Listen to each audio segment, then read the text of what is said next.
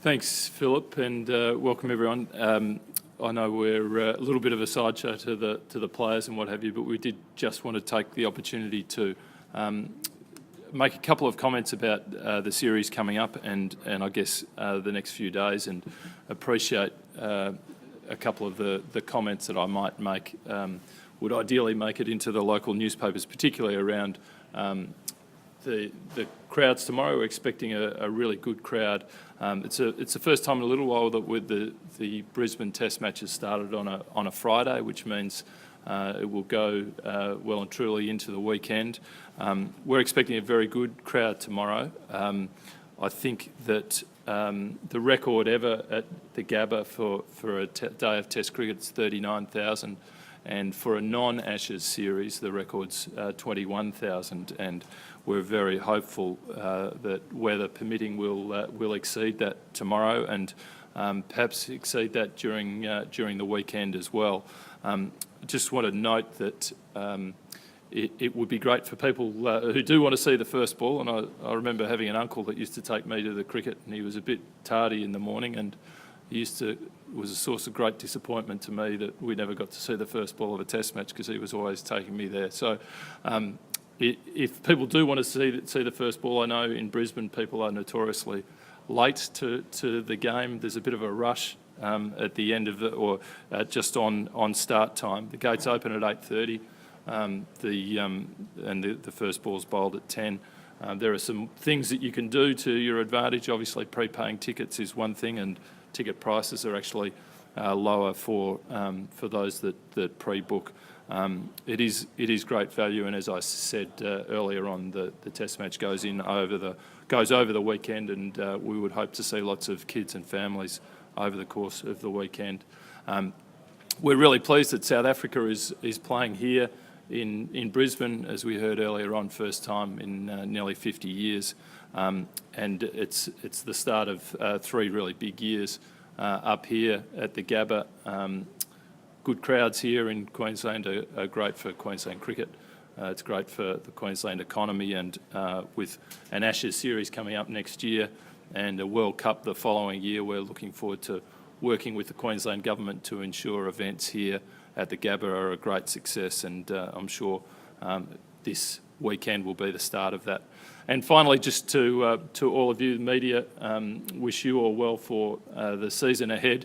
I know it's well and truly started for you, and I know also, predicting the future, that we won't necessarily agree on every little bit of detail that you print over the course of the summer, but I want you to know and understand that we appreciate the work that you do in feeding our fans the news about the game that they so want to hear or read about, and I guess we're looking forward to supporting you over the course of the summer in the best possible way we can. And I'd like to think that over the last couple of weeks you've seen or you've had greater access to Australian cricket and Australian cricketers than you've experienced before, and that's a message that we're hearing loud and clear, and we're doing our best to support you in your role. So I wish you all well, and look forward to seeing you around during the weekend and, of course, through the summer. Thanks. Well, James, can we have our first disagreement? Cricket administrators are often, I haven't seen it used for a while, thank goodness, but there was a lot of talk about the primacy of Test cricket, and a lot of us on this side of the fence are quite cynical about that, because it just looks like there's a lot of compromises being made. Do administrators have to admit, and do the public have to accept, that cricket is just a game of compromise, and that the primacy of Test cricket is a fallacy?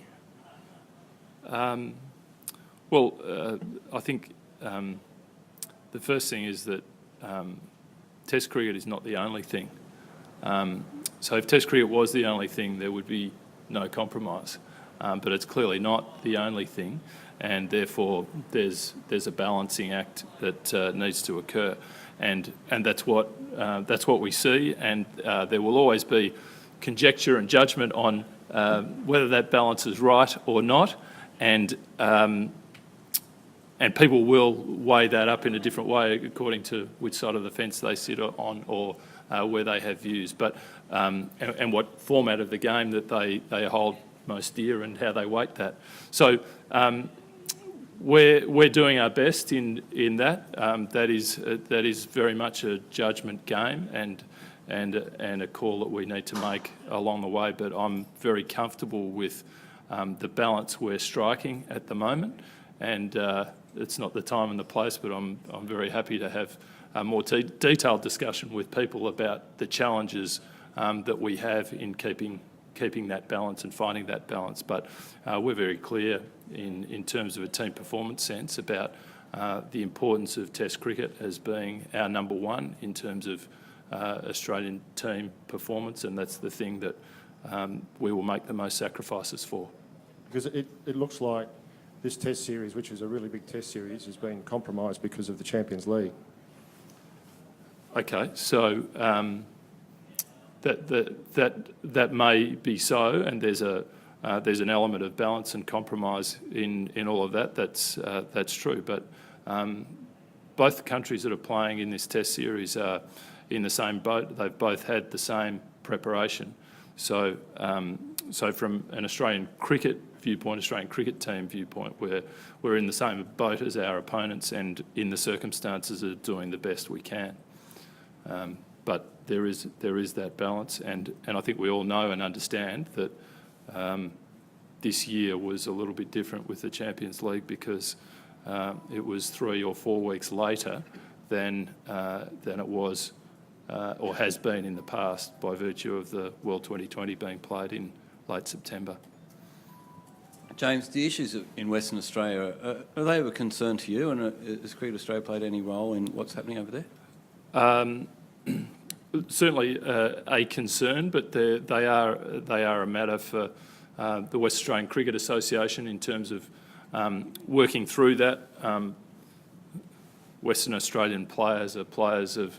There are obviously numerous players that are players of national interest, but the good thing about the working relationship between the WACA and Cricket Australia is that there are open lines of communications between Christina Matthews and Pat Howard in particular on these sorts of things, and I'm sure that collectively some solutions can be found, and I actually see these sort of things as a positive because it provides a rude awakening, if you like, for people to act and make decisions that will see teams and organisations better for what comes out of it. James, being from Brisbane, I think it's bloody fabulous that South Africa here, and we've got a good test to start the summer. But throwing forward this summer, there's some concerns. I guess there must be around those the Boxing Day and New Year's test with Sri Lanka here. I mean, they're not a great crowd puller, and having those prime tests, with Sri Lanka playing them, there might be a few downtimes. Do you sort of think like? You want to tell 100,000 Sri Lankan fans in Melbourne that, Ben? I've got no worries about test matches in Melbourne and Sydney. They'll be fine. Test cricket, it's a great time for Test cricket, and Sri Lankans are extremely well. The Sri Lankan team is extremely well supported in both Melbourne and Sydney. We'll have great crowds there. We might not break records, but we'll have great crowds. Has something changed at board level, as Michael Clarke alluded to before, about not needing to name an official vice-captain? Or it seems unusual for an Australian team not to go into it. Look, we have had discussions about this, and I guess the feeling has been, and this has come through the selection panel, that they didn't feel that there was a need to appoint a captain, a vice captain, given that Shane is the nominated vice captain. I think it's reasonably obvious who the nominal vice captain would be if Michael went off the ground. But the selectors gave feedback to the board, and it was decided that it wasn't necessary, and it may well only confuse things to be looking for someone to appoint as a vice captain, because people might make presumptions about that appointment. So is that Ricky, is it? Yep. Well, I mean, ultimately that's a decision for Michael, so I wouldn't want to say that, but I think that would be what the understanding is. Just wanted to check that dinner last night with Ben Dorries was good, and did you forget the document deliberately that he had? It's been a long time since I've had dinner with Ben, but I think he owes us one now. On a serious note, is it of any concern from an administration point of view that that sort of material is out there? No, well, I read through that, and there are things that I thought, well, everyone knows that, and there are things in there that I read that thought, well, I'd do the complete opposite to that. So I think there's some fun and games in all of that, and that's sport. And listening to Graham just now, he seems reasonably unflustered by that. A lot of movement over in WA, a change of coach coming up, a lot of conjecture that Justin Langer's the man in line for that. Are you able to shed any light on whether he's going to continue with the Australian team? I can't shed any light as to the status of any discussions that he might be having with Western Australia, but he's clearly doing a great job with the Australian team. And so if it was to be that he was to look to greener pastures, so to speak, then that would be a loss for us. But at the same time, it wouldn't be a loss for Australian cricket, because I'm sure he would do a fantastic job in that role, and it would be a great career step for him. So it is speculating a little bit, but if it did come down the track to that, and they did find a way to agree to put Justin on, then we wouldn't have any problem in releasing him from his contract, and it would create a short-term issue for us to work through, but it would be a good thing for Australian cricket and Western Australian cricket. James, just I guess further on the scheduling issue, wouldn't you concede that most fans would like to see this series than the battle for the world's #1 spot as and maybe Cricket Australia would too, as a 5-test series rather than 3? Yeah, I think that's absolutely true and a fair observation. I think most people in the room will understand the background to why it isn't a 5-test match series, and the reality of international programming is such that when you're playing against teams that share the same season as us, it's very difficult to play more than 3 test matches against that team, because both teams want to maximise their opportunities of playing in their peak summer season. So we've certainly been through that, both in terms of having South Africa play in Australia in Boxing Day, New Year's test matches, but also the question of playing a longer series. I think fans would appreciate that, but there are other things that have happened with the international programming with South Africa that I think are real positives. We've previously had the tours back to back, and what that's meant is that everyone's played, South Africa and Australia have played a lot of cricket against each other in a short space of time, and then had to wait 4 years before they played each other. And the design of the program now is such that Australia plays South Africa every year, either in Test cricket or one-day cricket, and either home or away.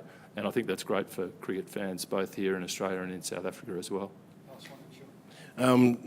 Considering the dossier, we don't know how it was leaked, but obviously the author was perhaps former South African coach, and having him in charge of Australia now, it's quite a bit of clever forward thinking, because to have him in charge of Australia, and do you hope to get a return on your money over this 3-test series, perhaps, or his inside knowledge? Well, yeah, he's obviously got a bit of inside knowledge, but as I think Michael said this well when he spoke to you earlier on. I mean, it all comes down to the players, all of that background and what have you. They've got to deal with whoever it is bowling the ball to them, and they've got to respond to that. But Mickey Arthur's been fantastic. He's been a great addition to our setup, and we're really looking forward to this series. And I don't think there's a more nervous man than Mickey Arthur. This is his ashes, as he calls it. So he's been looking forward to it for a long time.